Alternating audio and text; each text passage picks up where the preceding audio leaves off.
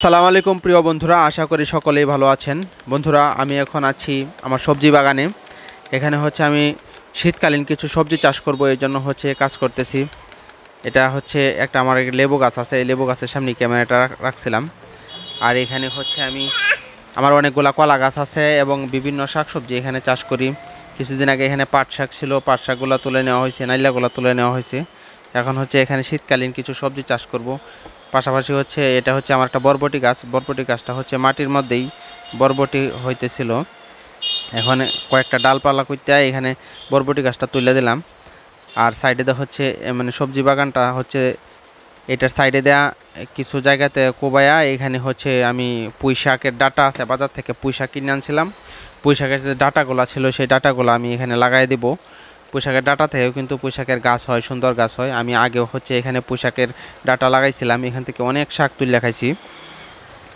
দেখতে পাচ্ছেন এই সাইড দিয়ে সুন্দরভাবে আগে মাটিটা কোবাই নিলাম। আগে থেকে কোবানো ছিল, তারপরেও আর একটু জোরজোরা করে কোবাই নিলাম। কোবাই নেওয়ার পর এখানে যে পুঁই শাকের ডাটাগুলো আছে এগুলো লাগাই দিতেছি। প্রত্যেকটা পুঁই শাকের ডাটাগুলো আগে থেকেই বাসায় রেখে দিছিল। আমার যে হাঁসের খোয়ার আছে, হাঁসের খোয়ারের উপরে রেখে দিছিল। এখানে কি করছে, মাটি ছাড়াই এই যে কয়েকদিন আগে যে একটু বৃষ্টি হয়েছে, এই বৃষ্টির কারণে শিকড় ছাইরা একবারে চারা জ্বালায় গেছে, এরকম অবস্থা। পরে মনে করলাম যে এগুলো ফালাই দেওয়ার দরকার নাই, এই পুঁই শাকের ডাটাগুলো নিয়ে খেতে লাগাই দিই। আর পিছনে দেখতে পাচ্ছেন একটা ছোট্ট কলা গাছ আছে আমার। এগুলো জাজি কলার গাছ। কলা গাছের মধ্যে ডিগ দিয়ে রাখছি। তো প্রথমে পুঁই শাকের ডাটাগুলো সবগুলো লাগাই দিলাম। আর পুঁই শাকের ডাটার সাথে দুইটা ফুলের গাছও নিয়েছিলাম, দুবরা ফুলের গাছ। আমি ফুল ভালোবাসি, সবসময় ফুল চাষ করতে পছন্দ করি। আমার বাসায় বিভিন্ন ধরনের দুবরা ফুলের গাছ আছে, যেমন সাদা দুবরা ফুল, লাল দুবরা ফুল, হলুদ দুবরা ফুল। এই তো কয়েকটা দুবরা ফুলের গাছ আছে, কয়েকটা দুবরা ফুলের গাছও আমি সাথে নিয়ে গেছিলাম। এই পুঁই শাকের ডাটার সাথে এই দুবরা ফুলের গাছগুলোও লাগাই দিলাম এখানে। আর পাশে যে জায়গাটা দেখতে পাচ্ছেন, এই জায়গাতে সামনে হয়তোবা মূলা লাগাবো বা লাল শাক টাল শাক এইগুলো একটা কিছু লাগাবো। আর দেখতে পাচ্ছেন এখানে অনেকগুলো আনারস গাছ। এই আনারস গাছগুলো আব্বা লাগাইছে। এই আনারস গাছে ফাঁকি এখানে আমি আরেকটা ফুল গাছ নিয়ে গেছিলাম। এই ফুল গাছটা এখানে লাগাই দিতেছি বলতে শুধু জেতা হওয়ার জন্য লাগাইতেছি, পরে স্থানান্তর করে অন্য জায়গায় লাগাবো।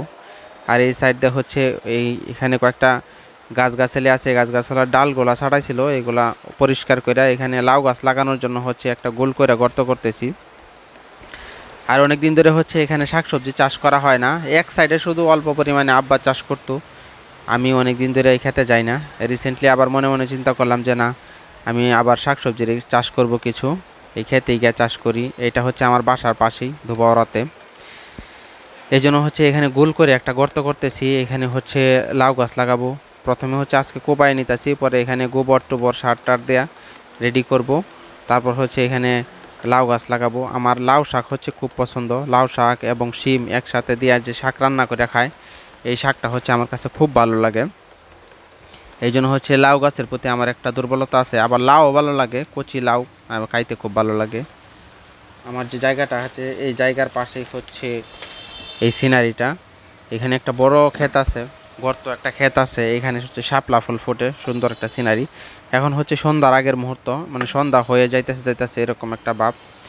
একদম সানলাইট কমে গেছে, এই জন্য এরকম অন্ধকার অন্ধকার দেখা যায়। যারা আমার ভিডিও নিয়মিত দেখেন তারা অবশ্যই দেখেছেন।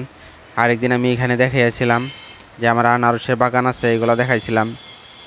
তখন অবশ্যই দেখতে পাচ্ছেন যে এই জায়গাটা কতটুকু সুন্দর। এখানে অনেকগুলা কলা গাছ আছে, পেয়ারা গাছ আছে, লেবু গাছ আছে, আরও বিভিন্ন শাকসবজি গাছ আছে। ধন্যবাদ সকলকে কষ্ট করে ভিডিওটা দেখার জন্য। সবাই ভালো থাকবেন। আল্লাহ হাফেজ। আর নতুন নতুন ভিডিও পেতে অবশ্যই আমার চ্যানেলটি লাইক, কমেন্ট এবং শেয়ার করে আমার পাশেই থাকবেন। যারা ইউটিউব থেকে দেখছেন তারা অবশ্যই সাবস্ক্রাইব করবেন। আর যারা ফেসবুক থেকে দেখছেন অবশ্যই আমার পেজটি ফলো দিয়ে আমার সাথেই থাকবেন। ধন্যবাদ সকলকে। সবাই ভালো থাকবেন। আল্লাহ হাফেজ।